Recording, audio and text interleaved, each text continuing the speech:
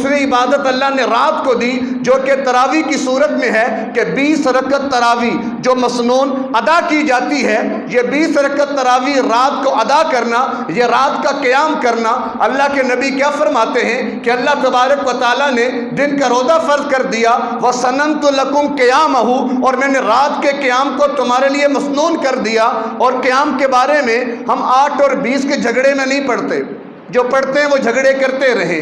ہمیں تو یہ سیزن ملا، ہمیں تو یہ موسم ملا، اگر کہیں پر پتہ چلے کہ آپ فلاں وقت وہاں پر گزاریں، ایک جگہ پر کہا جائے آپ کو 8 لاکھ ملے گا، ایک جگہ پر کہا جائے آپ کو 20 لاکھ ملے گا، ایک جگہ پر آدھا گھنٹہ کام کریں 8 لاکھ ملے گا، ایک جگہ پر 1 گھنٹہ کام کریں آپ کو 20 لاکھ ملے گا۔ اب آپ مجھے بتائیں آپ کس طرف کا رخ کریں گے، 8 لاکھ والے کی طرف یا آدھا گھنٹہ اور لگا کے 20 کیوں نہ لے لیں؟ وہاں پر دماغ جائے گا 20 کی طرف، کیونکہ وہاں پر دنیا کا معاملہ ہے، روپیہ پیسہ مل رہا ہے، وہاں تو ہم بھاگیں گے۔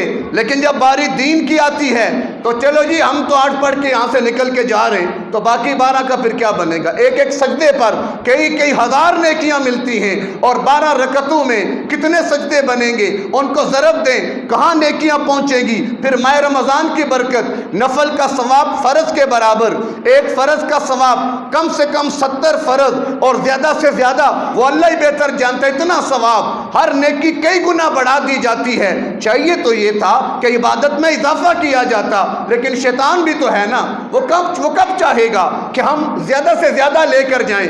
تو لہٰذا 20 رکعت تراویح کا ادا کرنا، اس پہ پوری امت مسلمہ کا اجماع ہے۔ آج بھی حرمین میں 20 رکعت تراویح پڑھی جاتی ہے، حرم مکی ہے تو 20 رکعت تراویح، حرم مدنی ہے تو 20 رکعت تراویح، مسجد اقصی ہے تو 20 رکعت تراویح۔ ایک طبقے کے سوا ایک نے بالکل تو انکار ہی کر دیا، ایک تو وہ شین ہے کہ جس نے بالکل یہ انکار کیا کہ تراویح کی نماز سرے سے ثابت ہی نہیں ہے، اور یہ اس کا چھوٹا بھائی بھی ایک ہے، اس نے کہا چلو آدھی پڑھ لو، آدھی وہ بھی نہ پڑھ لو۔ بات تو ہے کوئی، ایک آدمی جمعے کی 2 رکعت پڑھنے آیا اور 1 رکعت پر سلام پھیر کے چلا جائے، رکعت دوسری نہ پڑھے، تو وہ بہتر ہے یا وہ جس نے بالکل نہیں پڑھی؟ ظاہر ہے جس نے بالکل نہیں پڑھی وہ بہتر ہے اس آدمی سے جو آدھی پڑھ کے گیا، وہ تو مذاق اڑا کر گیا۔ تو نہ پڑھنے والا محسوس کرے گا میں نے جرم کیا، لیکن آ کر آدھے سے نکل جانے والا وہ تو مذاق اڑا رہا ہے نماز کا۔ تو اس لیے 20 رکعت تراویح الحمدللہ پوری امت مسلمہ کا اس پر اتفاق ہے۔ حضرت عمر ابن خطاب، اگر آپ اللہ کے محبوب پیغمبر کے عمل، کیونکہ تفصیل کا موقع نہیں کہ مسئلے کی تفصیل میں جاؤں، بس اتنی بات ذہن میں رکھیں کہ مصنف ابن ابی شیبہ حدیث کی بہت بڑی کتاب ہے، امام بخاری کے استاد ہیں ابن ابی شیبہ، جلد 2 صفحہ 394 پر عبداللہ بن عباس رضی اللہ عنہما کی روایت موجود ہے کہ ان النبی صلی اللہ علیہ وسلم یصلی 20 رکعتا والوتر فی رمضان او کما قال، اللہ کے محبوب پیغمبر رمضان کی رات میں 20 رکعت اور 3 وتر پڑھا کرتے تھے۔ اب اس کے بعد دور نبوی میں باقاعدہ انتظام نہیں تھا، آپ نے 1 یا 2 یا بہت ہوا 3 مرتبہ صرف جماعت سے تراویح کی نماز پڑھائی، اس کے بعد آپ نے نہیں پڑھائی۔ صحابہ آئے، انتظار کرتے رہے، اللہ کے نبی نے فرمایا اگر میں نے اہتمام کر لیا تو امت پر فرض نہ ہو جائے، لہٰذا آپ نے اختیار دے دیا۔ اب کیا ہوتا، کوئی تو انفرادی پڑھ کے چلا جاتا، کوئی 2-4 ٹولیاں بنا کر اپنی جماعت کر کے چلے جاتے۔ دور صدیقی میں وہی معاملہ چلتا رہا، اپنی ترتیب پر وہ تراویح کی نماز پڑھ کے جاتے رہے۔ ایک دن سیدنا عمر بن خطاب رضی اللہ تعالی عنہ، امیر المؤمنین، خلیفہ راشد، خلیفہ دوم، وہ رات کو نکلے۔ روایات بے شمار بخاری میں، مسلم میں اور بہت سی کتب حدیث میں موجود ہیں۔ آپ نے سارے لوگوں کو جو مسجد نبوی میں متفرق طور پر نماز پڑھ رہے تھے، ابی بن کعب رضی اللہ تعالی عنہ جو کہ امت کے بہت بڑے قاری گزرے ہیں، ان کے اقتداء میں جمع کیا، اور ابی بن کعب رضی اللہ تعالی عنہ نے ان کو 20 رکعت نماز تراویح پڑھائی۔ اس کے بعد سے آج تک پوری امت مسلمہ رمضان کی رات میں 20 رکعت نماز تراویح ادا کر رہی ہے، پوری امت مسلمہ۔ بدبختی یہاں تک پہنچی کہ ان بدبختوں نے اس کو بدعت عمری تک کا نام دے دیا۔ ہم نے سنا اپنے کانوں سے، پڑھا ان کی کتابوں میں کہ 20 رکعت تراویح یہ بدعت عمری ہے۔ ہم نے کلمہ نبی کا پڑھا، عمر کا نہیں پڑھا، حالانکہ وہی نبی اس عمر کے بارے میں کیا فرماتا ہے؟ لو کان بعدی نبی لکان عمر، اگر میرے بعد کوئی سر اس قابل ہوتا کہ اس پر نبوت کا تاج سجایا جاتا، عمر بن خطاب کا سر تھا وہ۔ اللہ کے نبی کا فرمان، ان اللہ جعل الحق علی لسان عمر وقلبہ، کہ اللہ نے عمر کی زبان اور دل پہ حق کو جاری کر دیا۔ عمر جب بھی بولے گا حق بولے گا۔ نہ یقین آئے 18 مقامات قرآن میں اٹھا کے دیکھ لو کہ رائے عمر بن خطاب فرش زمین پر دیتا ہے، اللہ عرش بری سے قرآن بنا کے اتار دیتا ہے۔ تو وہ عمر بدعتی ہو گیا۔ اگر صحابہ بدعتی ہیں تو پھر ہمیں بتاؤ، ہم دین کو نہیں مانتے، کیونکہ قرآن کو لانے والے صحابہ، حدیث کو پہنچانے والے صحابہ، وہ دشمن تو یہی چاہتا ہے کہ یہ واسطہ بیچ میں سے نکال دیا جائے۔ کسی نے صحابہ کے ایمان کا انکار کیا، کسی نے صحابہ کے اعمال کا انکار کیا۔ یہ دونوں جہاں صحابہ کے دشمن ہیں، وہ دونوں وہیں پہ رب کے دین کے بھی دشمن ہیں، کہ جنہوں نے لوگوں کے دل دماغ میں شکوک و شبہات پیدا کر دیے۔ لوگ پہلے ہی دین سے دور تھے، انہوں نے اور آسانیاں دے دی، بس ٹھیک ہے جو مرضی کرو، چھوڑو علماء کو، چھوڑو ائمہ کرام کو، بس جو خود ترجمہ لے لو، ترجمے پڑھ لو اور خود ہی دین کے ٹھیکیدار بن جاؤ، نہ جاؤ مولویوں کے پاس۔ تو پھر کیا ہوگا جو ہو رہا ہے؟ حالانکہ اللہ کے نبی کا فرمان، علیکم بسنتی وسنت الخلفاء الراشدین المہدیین تمسکوا بها وعضوا علیہا بالنواجذ۔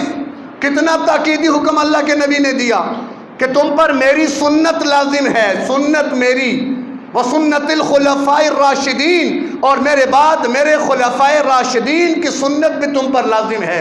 پیغمبر جہاں اپنے عمل کو سنت قرار دے رہے ہیں تو پیغمبر خلیفہ راشد کے عمل کو بھی سنت قرار دے رہے ہیں۔ اب دونوں میں فرق کیسے ہوگا؟ نبی کا عمل سنت کب بنے گا؟ کہ جب حکم اللہ کا ہو، طریقہ نبی کا ہو، وہ عمل صحابہ میں چلا ہو، وہ سنت کہلائے گا۔ خلیفہ راشد کا عمل سنت کب کہلائے گا؟ اجتہاد خلیفہ راشد کا ہو، سارے صحابہ اس پر اتفاق کر لیں، وہ بھی سنت بن جاتا ہے۔ تو سنت کا تارک بدعتی ہوتا ہے۔ تو آپ 20 رکعت تراویح کا انکار کرنے والا وہ اہل بدعت میں سے ہے اس حدیث کی روشنی میں، کیونکہ حدیث کیا کہہ رہی ہے کہ خلیفہ راشد کا عمل بھی سنت ہے، اور سنت کی مخالفت جو بھی کرے گا بدعتی کہلائے گا۔ وہ جتنا مرضی توحید کے دعوے کرے، وہ جتنا مرضی قرآن و حدیث کے دعوے کرے، وہ اس باتوں سے نہیں بچ سکتا۔ تو خدا را عبادات کو خراب مت کرو، رمضان کی ساتوں کو ضائع مت کرو۔ آخری بات پر بات ختم کرتا ہوں، اگر آپ کو عدالت سے نوٹس آ گیا کہ آپ نے فلاں جرم کیا، یہ سمن آ گیا، اس کا جرمانہ جمع کراؤ، اب آپ کو پتہ نہیں جرمانہ کتنا ہے، آپ نکلے، ایک بندے سے مشورہ کیا، یار یہ سمن آیا ہے، یہ مجھ سے مسئلہ ہوا ہے، جرمانہ دینا ہے۔ ایک نے کہا میرے خیال سے اس کا جرمانہ 8,000 ہے، اچھا۔ دوسرا مل گیا، اس نے کہا نہیں میرا خیال ہے اس کا جرمانہ 12,000 ہے۔ آگے تیسرا ملا، نہیں میرے خیال سے اس کا جرمانہ 20,000 ہے۔ کتنی آ گئی؟ 8,000، 12,000 اور 20,000۔ اب جو عقل مند ہوگا وہ کتنی رقم لے کر جائے گا؟ کیوں جی؟ سارے عقل مند بیٹھے ہیں نا، اس کے سامنے تو آ گیا 3 فگر، یا تو 8 دینا ہے، یا پھر 12 دینا ہے، یا پھر 20 دینا ہے۔ جو عقل مند ہوگا وہ کتنی رقم لے کر جائے گا؟ یقیناً 20,000 لے کر جائے گا۔ اگر مطالبہ 8 کا ہوا تو 8 نکال کے دے دوں گا، مطالبہ 12 کا ہوا 12 بھی دے دوں گا، مطالبہ 20 کا ہوا 20 بھی دے دوں گا۔ لے کر 8 گئے، مطالبہ 20 کا ہوا، بتائیں 12,000 کہاں سے لائیں گے؟ 12,000 کدھر سے آئے گا؟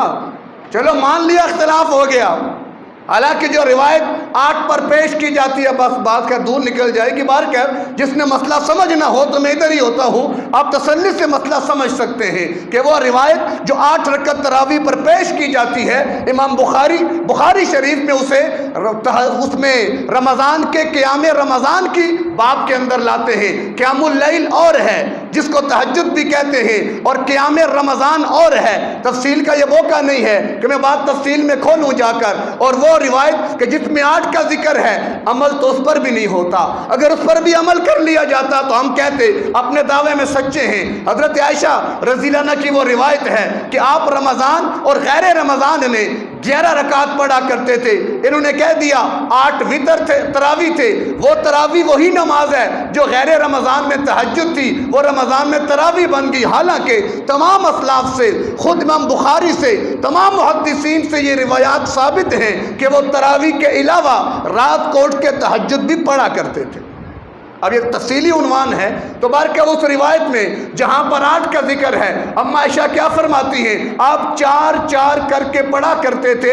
لا تسأل عن حسنہن و طولہن، مت پوچھو کہ وہ کتنی طویل نماز ہوتی تھی اور کتنی پیاری نماز ہوتی تھی، اس پر بھی تو عمل نہیں ہو رہا۔ وہاں پر 4 کا ذکر ہے، یہاں پر 2 پڑھ لی جاتی ہیں۔ وہاں پر طویل نماز کا ذکر ہے کہ جتنا قیام اتنا رکوع اتنا سجدہ، اور یہاں پر آدھے گھنٹے میں وہ رکعت پڑھی اور سو چل غیر بات دور نکل جائے گی۔ تو خلاصہ یہ ہے، آخری بات یہ ہے کہ اس کے بعد رمضان ملے یا نہ ملے، کتنے تھے جو پہلے ہمارے ساتھ تھے آج نہیں ہیں، ہم میں کتنے ہوں گے جو آئندہ نہیں ہوں گے؟ تو جو ساتھ رمضان کی ملے، بغیر اختلاف کے، بغیر جھگڑا کیے، جتنا ہو سکے عمل کرو۔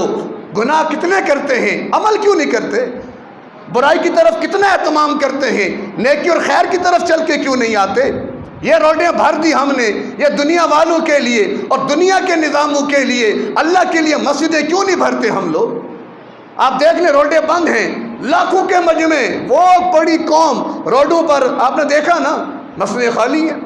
جب مسجدیں خالی ہوں گی اللہ روڈوں پر اس طرح ہمیں ذلیل کرے گا، اسی طرح ہی۔ تو بارکہ اللہ ہمیں ماہ رمضان کی قدر کرنے کی توفیق